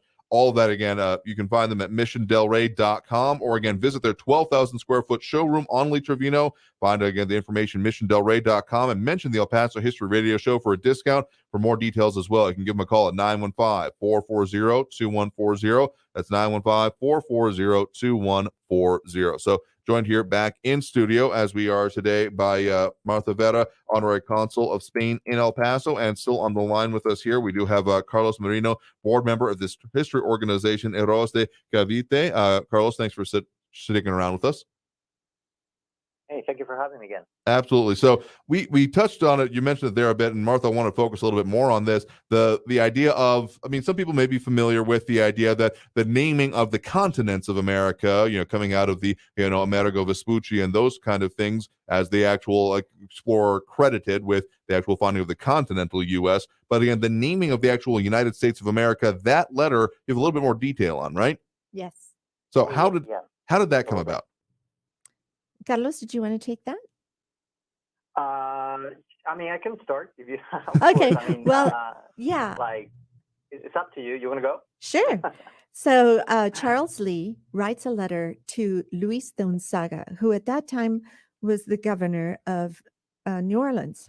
Mm-hmm. He's actually transitioning to having Bernardo de Galvez become the governor of New Orleans. So he's almost on his way out. Bernardo de Galvez is coming in. He receives a letter asking for aid. And in his letter, he says, the 13 states of America are writing to ask you for aid. And so Luis de Unzaga is now feeling very sentimental about the 13 colonies and about the rebels. Looks at them, and they have really become united. So in his letter, he responds, and he says, he calls them Los Estados Unidos de América. So that letter goes back, and he calls Charles Lee, who was not a general, writes it on the letter. So the letter is looked at. I mean, it's being taken up. It ends up on George Washington's desk. For because it said general. So it goes there. And George Washington opens the letter. And the letter says, when he sees that they've been called the United States of America, he's thrilled. Everybody is ecstatic because now a dominant country recognizes the United States of America as a nation, as a group of states that have come together. And George Washington adopts that name. So you're being a very foundational way in its own, but of course, there wasn't necessarily the requirement of Spain at that point in time to do it, because even strictly speaking, again, the map that we have there of representation of the East Coast and eastern half of the U.S., given that Spain had a lot of, again, everything that is west of this map as our cutoff there was essentially claimed or controlled by Spain. So then they could have very easily said that, well, we eventually want to have the rest of it too. We want to, close out the continent. So they could have said, like, yes, we support the rebels, but we don't recognize anything. So them actually recognizing it and recognizing the legitimacy of it was, well, very important in its own way, and again led to more of it. Again, France coming in as well as all of the relations that came after that. Again, foundational is a very good way to put it in my mind. Yes, it was foundational. What are your thoughts on that, Carlos?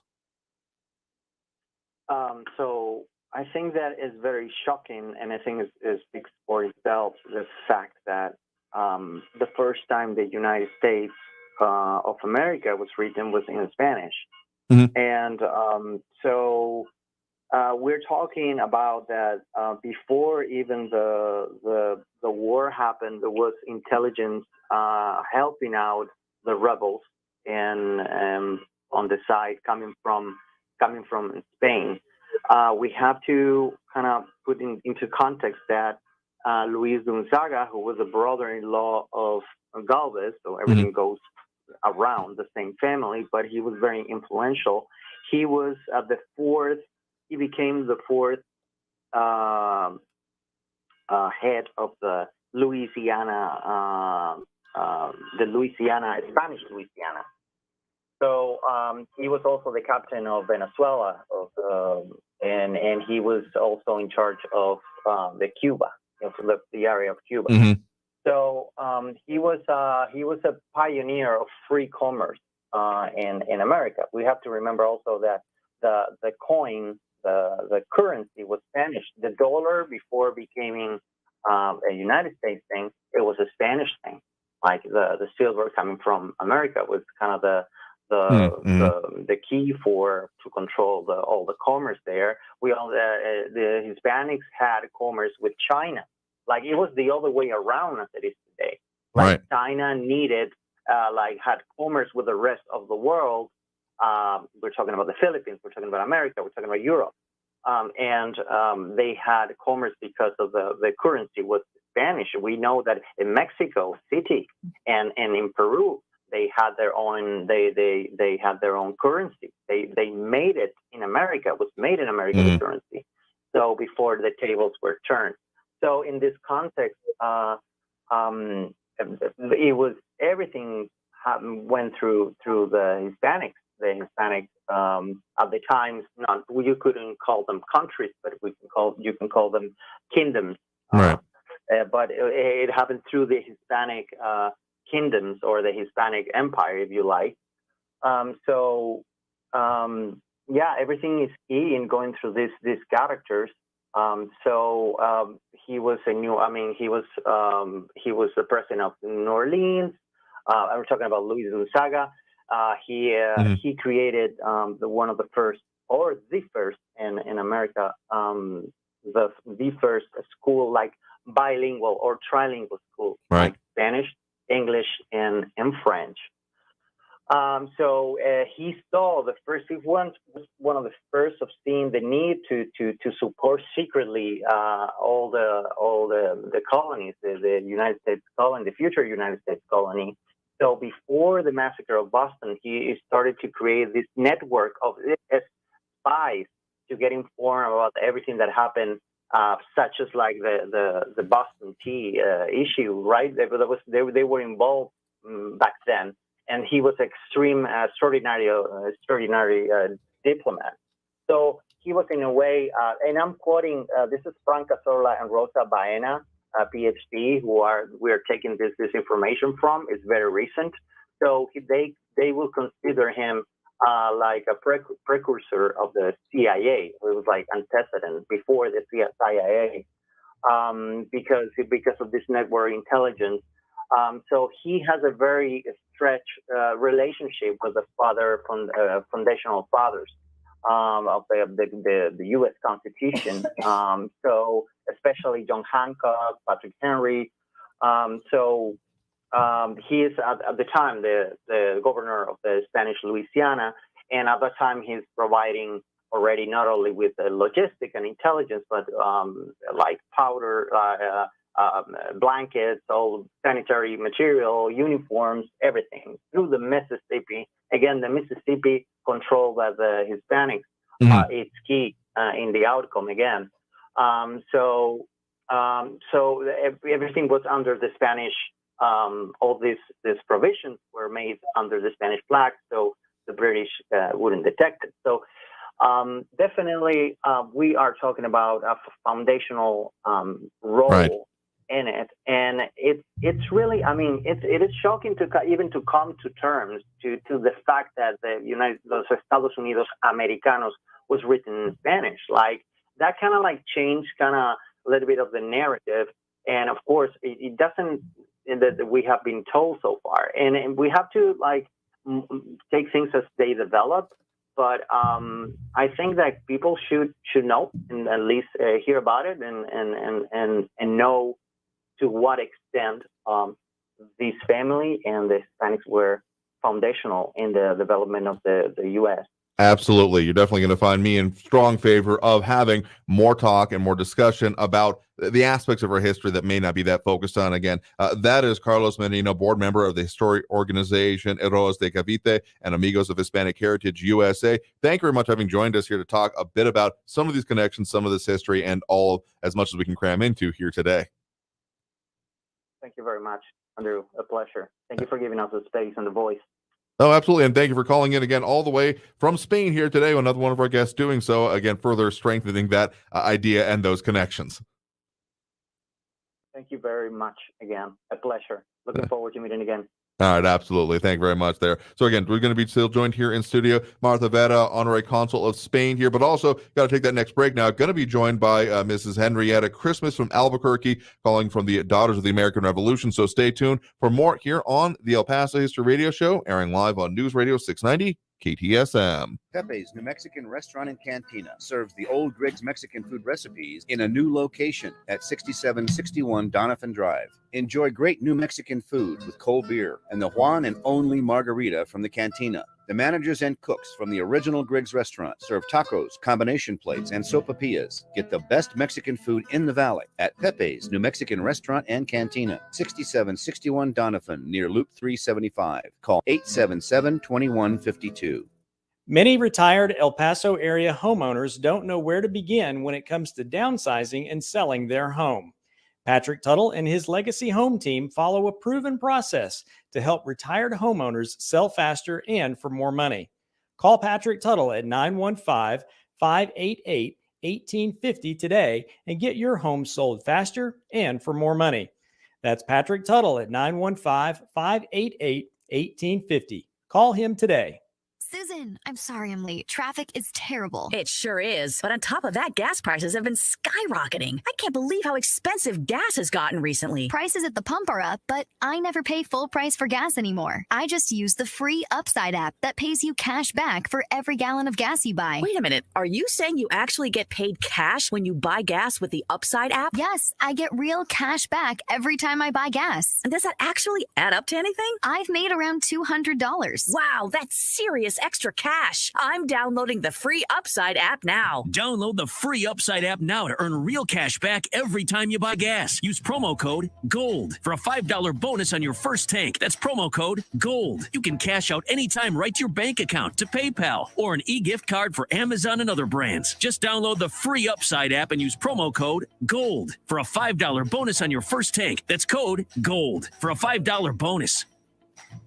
Join the team fighting hunger in El Paso, the El Pasoans Fighting Hunger Food Bank. Hi, I'm Susan Goodell, CEO of El Pasoans Fighting Hunger Food Bank. Right now, we're looking to build back our volunteer teams. We always need help. We continue to need your donations as each dollar provides 7 meals, and we're seeking your support as we advocate and develop new ways to serve our community. Remember, no one should go to bed hungry tonight or any night. Donate, volunteer, advocate at ElPasoansFightingHunger.org. M1EP.com. Superior multifamily property management services citywide. iHeartRadio Earth is here with little tips for a healthier planet. Less than 1% of water on Earth is drinkable, and humans are using it faster than nature can replenish it. Reduce the amount of water you use in the bathroom by taking shorter showers and turning the water off while you brush your teeth. Brought to you by iHeartRadio Earth and the National Environmental Education Foundation. To find more tips for smarter, sustainable living or to take action in your own community, go to iHeartRadio.com/Earth. Attention weekend gardeners, don't let insect pests destroy your hard work. Fight back with Maggie's Farm. Created by pest control professionals, Maggie's Farm plant and mineral-based products provide amazingly effective insect control, like our 3-in-1 garden spray for organic gardening. Deadly on garden insects, but safe to use around children and pets. Maggie's Farm. Lethal to bugs, easy on the planet. Now, for a limited time, get a free box of our patented no-spill and kill bait stations with purchase at greenbugkiller.com. That's greenbugkiller.com. Do you find yourself stuck in a timeshare? Get the real facts about the timeshare industry and your options for cancellation. Chuck McDowell, founder of Wesley Financial Group, beat the largest timeshare company in federal court and has put together a free information guide that reveals the secrets the timeshare industry doesn't want you to know, including the 5 ways to get rid of your timeshare. Call now and get this timeshare cancellation guide absolutely free. Call 800-408-4040. That's 800-408-4040. News Radio 690 KTSM El Paso.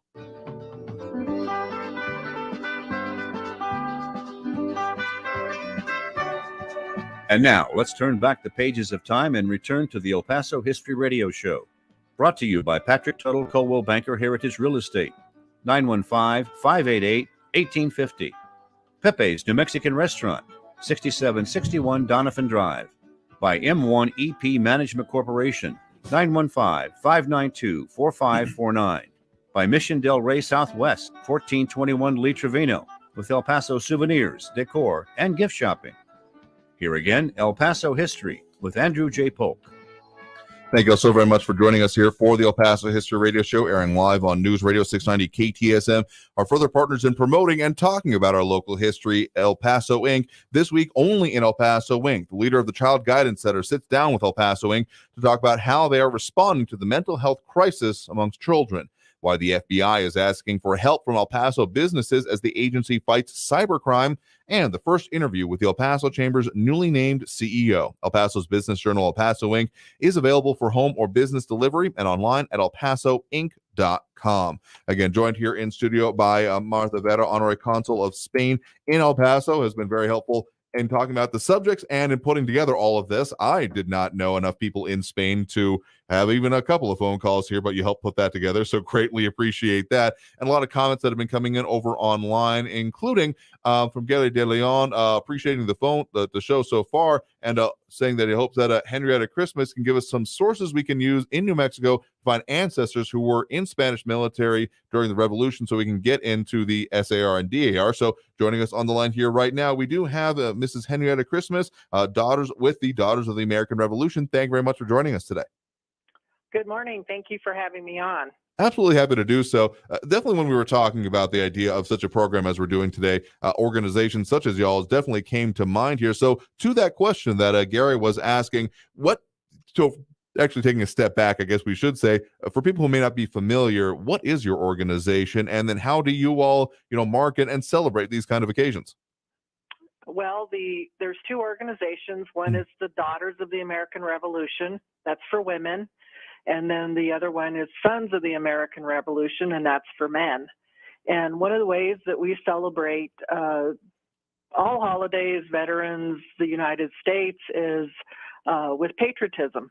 Mm-hmm. And this week in Washington, D.C., the Daughters are having a huge convention, and so they are visiting cemeteries, they're visiting all the monuments that exist on the East Coast. And so those of us that didn't go, we get to be on radio shows and talk about New Mexico and El Paso. Both organizations, I'm going to just say go to dar.org or sar.org. You can find out more information. Over 120 years of tradition, basically founded for historic preservation, education, and of course, patriotism. Both organizations do quite a bit in each of those categories. And again, educating people about American history. Absolutely. seems to be something that both organizations really, adhere to. For El Paso, because I am a daughter and I'm also on the National Spanish Task Force, the chapter in El Paso is the Stoddard del Norte chapter. There's one in Las Cruces, the Doña Ana chapter, White Sands. You can just go on their site, and under chapter locators, you can find places where you can get more information. And Texas, because it's so big, has a number of chapters. So you don't have to live in El Paso to belong to the El Paso chapter, in other words. So we had talked a little bit earlier in the show about some of the aspects of the support that was given to, well, the cause of American independence, the Continental Army, etc. People who may have heard of the organizations that, again, you're referencing here and that you are a part of may have thought, okay, there was some direct genealogical components of it here. It has to be direct descendants from those that actively fought, kind of a thing. But based on that material support, that can actually allow people to join up, even if if their ancestors had essentially nothing to do with the East Coast or any of the events that happened there. That's exactly correct. So, for instance, for the El Paso, New Mexico, Santa Fe corridor, we gave Dos Pesos, our soldiers, and just kind of think of it as sort of like a payroll deduction. So they got money given to Spain, and quite a bit of money, actually. And again, Spain's contribution was really more monetary than anything else. If you have an ancestor, if you've done your genealogy and you can get back to the 1776 time period and you have a soldier in your records or documentation, probably more than likely that person donated money to the American Revolution. I call it George Washington's cause. But again, Texas drove 10,000 head of cattle towards Pennsylvania to help feed the troops. And you could have been one of those cattle drovers. It didn't mean you gave money, but you helped in that way also. And, people just don't look at it as, what we did on this side really helped. But if we hadn't helped, there wouldn't be probably no United States of America. Anyway, so if you do your genealogy, and you can go back and you find a document that says soldado, alferez, capitan, something like that. And it doesn't matter how you get there. If you wiggle all over the place going back, you can pretty much apply and then become part of the organization. So what kind of resources are available? Again, going to that question that Gary asked, if people want to reach out or even get starting points here, what kind of advice do you all give or can make available? Well, I think the biggest one right now is you have to start with yourself. So you would need your birth certificate, you would need your parents' probably birth certificates and their marriage license. And then from there, if you go on familysearch.org, and if they were Catholic, most of those items have been filmed. And then there's also, I know in El Paso at UTEP, there's quite a bit of genealogical information. Across into New Mexico State University has quite a bit. And that's kind of my role as part of the National Spanish Task Force. If somebody is interested in joining, I can help them locate those records so that they can apply. Excellent. And there is quite a bit. In New Mexico, we've already honored close to 40 soldiers that have been, their descendants have been admitted into DAR and SAR. And you can just piggyback on one of those people. That's just another way of doing that. Absolutely. There's something I've been meaning to do personally in my own life because I had growing up these plaques on the wall of from my grandmother of thought of the American Revolution. And it wasn't until more modernly I understood, oh, that's what that means here. But so the contributions of people to this thing from that era, again, foundational is a word we're using a lot today because it is accurate here because the way of them doing it. So either you, Martha, or what we're talking about here when in the individuals, are there any significant ones that you all want to mention here as some regionally that were a part of these organizations and this organization sending this support? Henrietta? Well, I'd like to say that in New Mexico, everyone's heard of Juan Bautista de Anza. He was a very famous soldier out of the Sonora area. He was our governor and captain at the time that these donativos were taken, and he would have also overseen the smaller presidio in El Paso. Without him and his efforts and the edict from Spain, which, came about 4 months after Spain declared war, he was loyal to the crown, and he did what he was told to do. And so because of that, all the collections were made. Alcalde mayores, or mayors of these small villages and towns, would have been notified by town criers, by messengers, and helped to make sure that this was fulfilled. I mean, it was, an order from the king. And again, I think loyalty to crown and country was kind of how these people, followed the letter of the law or the contributions to help with the war, because they were ordered to do so. I also believe that some of the pueblos also contributed, if they could. The pueblos sent seed back east. And I always tease people when they go to Monticello. I'm like, I bet you some of those seeds that still survive today came from, the pueblos in New Mexico. So there was other goods is another way of actually making a contribution. And the bulk of what New Mexicans did was give the money, the 2 pesos. Some people gave more, but we haven't found that exact list. And as we go through all of even Mexico, more and more of these donativo lists are surfacing. And that's great, because the more that surface, the more we can reach out to get people to join the organizations. Excellent here. So again, that is Mrs. Henrietta Christmas with the Daughters of the American Revolution, calling in from Albuquerque right now. Truly across the country and around the world show here today. And I'm going to still joined here in studio by Martha Vera, Honorary Consul of Spain in El Paso. We got to take that last break of the hour here right now. Coming out of this break, we'll close out the show. Of course, wrap up and focus more on some of these important issues and where ways people can find out more information. So stay tuned with more on the El Paso History Radio Show here on News Radio 690 KTSM.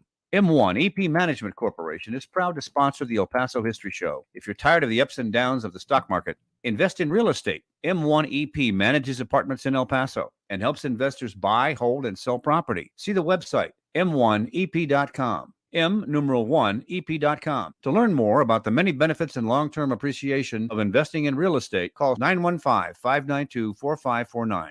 915-592-4549.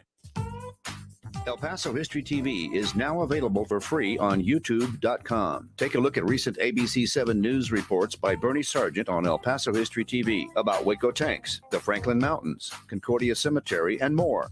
The YouTube channel also has more than 100 videos about El Paso history with lectures, documentaries, and various history clips. Go to youtube.com/El Paso History TV and find out how Texas history begins in El Paso. This summer, fire up your imagination with Audible. Listen to comedies, thrillers, mysteries, and more. It's everything you want in audio entertainment, all in the Audible app. Sign up for a free 30-day trial at audible.com. Tune in to the El Paso History Radio Show this Saturday, 10 to noon, here on 690 AM with your host, Andrew J. Polk, brought to you in part by Pepe's New Mexican Restaurant and Cantina, 6761 Donovan Drive. That's the El Paso History Radio Show, 10 a.m. Saturday, right here on News Radio 690 KTSM. The uh-ohs are out there. Scratches, dents, unexpected natural events. But with Mako and their magic, your car is no longer tragic. So when life throws you uh-ohs, just say, better get Mako! And go to Mako.com to book your appointment today. Uh-oh, Brad's buzzed. Oh, yeah? Yeah, he's starting with the whoops. Good thing is, he knows when he's buzzed. Know your buzzed warning signs? Call for a ride when it's time to go home. Buzz driving is drunk driving. A message from NHTSA and the Ad Council. Attention weekend gardeners, don't let insect pests destroy your hard work. Fight back with Maggie's Farm, created by pest control professionals. Maggie's Farm plant and mineral-based products provide amazingly effective insect control, like our 3-in-1 garden spray for organic gardening. Deadly on insects, but safe to use around children and pets. Or for really hard to kill bugs, try our new beetle and box elder bug killer. Maggie's Farm, lethal to bugs, easy on the planet. Look for Maggie's Farm at Walmart, Menards, or at maggiesfarmproducts.com. Bloomberg Crypto is the new daily podcast from Bloomberg and iHeartRadio that tackles everything from Bitcoin to Bored Apes. Each weekday, Bloomberg reporters and experts from every corner of the industry discuss the latest in cryptocurrencies and explore how it impacts our lives, our politics, and our culture. How many machines would I need to buy, not that I will, to kind of mine Bitcoin effectively? Like tens of thousands of Tens machines. of thousands. That's way more than I was expecting. Listen to Bloomberg Crypto on the iHeartRadio app or wherever you get your podcasts. El Paso's News Radio 690 KTSM.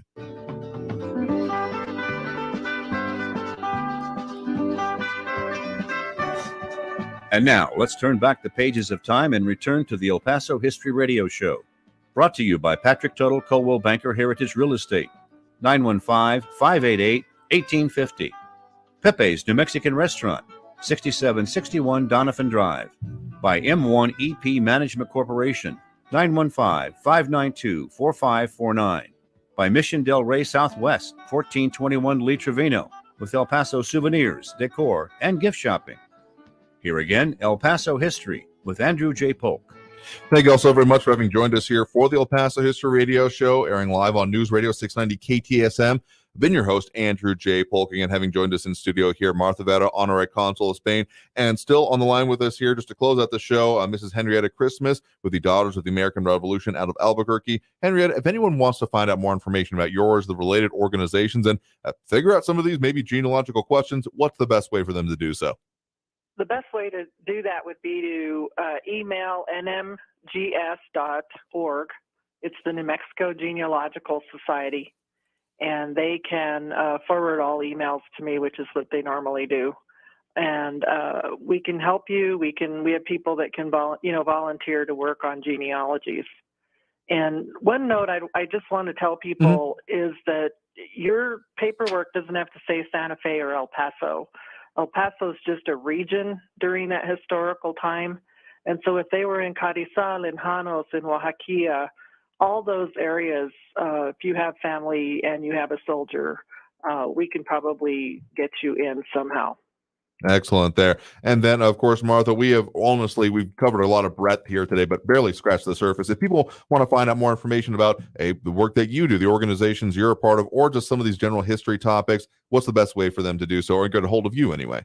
Yes, you can write me an email at consulspain@gmail.com. So it's CONSUL Spain, the country, @gmail.com. So great subject here, great focus it on, greatly appreciate y'all's help in helping us explore this history today. So again, Henrietta, thank you very much for taking the time to call in by phone here today. Oh, thank you so much for having me, and have a super fantastic 4th of July. Oh, you as well. Absolutely grant that for you. So thank you very much for that. And again, Martha, thank you very much for being with us here in studio and to a large extent helping coordinate all of this, because I didn't know enough people in Spain to do this. Well, thank you, Andrew. And if you did want to mention your book real quick. If you want to read more about Spain's influence on the American independence, this is the book to get by Dr. Thomas Chavez. Spain and the Independence of the United States here. So again, more information if you want to explore that there. Otherwise, thank you all very much for having joined us here for the El Paso History Radio Show. We'll see you all next week. Happy 4th. Happy 4th of July, everyone. Thank you for listening to the El Paso History Radio Show. We hope you'll join us again next Saturday morning, 10 to noon. And be sure to tell a friend about us.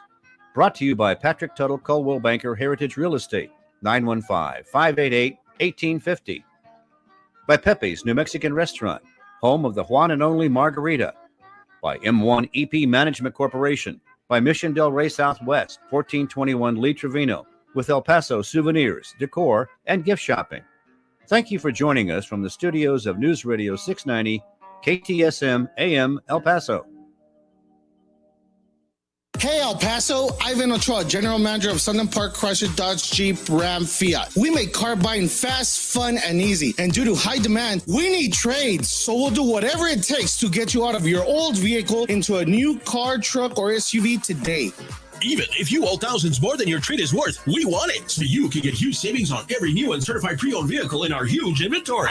For a limited time, get $4,000 off MSRP on the all-new 2022 full-size Wagoneer SUV with third-row seating and up to $7,000 off select new Ram trucks. Super low 2.9% APR for 72 months on the all-new 2022 Dodge Charger. All military personnel and all first responders receive an additional discount. Thank you for your service. Trade and upgrade for less during the Make the Switch event at Sunland Park Chrysler, Dodge, Jeep, Ram, Fiat. Where buying a car is fun at I-10 at Sunland Park Drive or online at sunlandparkdodge.com. Estamos en tu esquina El Paso strong. Includes factory rebate and dealer discount. Is $15.15 per thousand finance on select vehicles. 0 down with approved credit. Offers not combined. My mom and dad are the best. Ever since they called the early childhood program, I'm doing so much better, and mom and dad don't worry or stress as much as they used to. They seem a bazillion times happier, and all services are free. Parenting isn't easy, so we signed up for the free early childhood program at the El Paso Center for Children. They taught us how to deal with COVID-19 stress and be better parents. Lots of other free services are available. Call 915-500-4105. That's 500-4105. Portions of the following program were pre-recorded. Talk El Paso is going daily. Join host Andrew J. Polk weekdays at 4 with the Borderlands' only live local talk radio show, breaking down the impact of the news and taking your calls. That's Talk El Paso, live Monday through Friday at 4, right here on News Radio 690 KTSM. Sponsorship and advertising opportunities are also available. To find out on how you can affordably reach an affluent and highly educated demographic, please call iHeartMedia at 915-351-5473. That's 915-351-5473. Stay informed at kcsmradio.com. Have you thought about dental implants? Has someone told you that dental implants